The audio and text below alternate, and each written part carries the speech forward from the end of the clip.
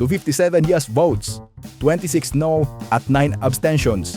Overwhelming ang desisyon ng Kamara de Representantes na ma-impeach si VP Sara Duterte.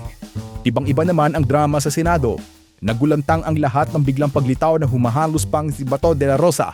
Nang ilang buwan na rin nagtapago sa publiko. Kasunod ng melodramatic entrance ni Bato, agad nanawagan si Alan Peter Cayetano ng pagpapalit ng liderato sa kapuluhan.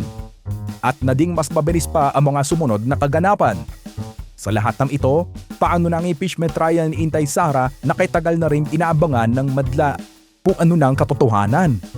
Iba na naman ang komposisyon ng Senate leadership kaya mag-iba na rin ba ang interpretasyon ng rules, procedures ng proseso? At isa ang tila lalong naging maliwanag kahit naguguluhan ng simpleng mamamayan. That the battle lines had been drawn o markado na ang divisyon sa pagitan ng magkabilang panig sa isyu ng Sara impeachment. I hope that the senator judges or the senators will be very much sensitive about the sentiment of the public. There is no option not to convene. The only option is to convene. This is not a matter of choice. This is a matter of duty. Hindi ko kayo sinisisi kung sinasabi nyo sa news na ang pagpalit ng leadership ay tungkol sa impeachment. Hindi po.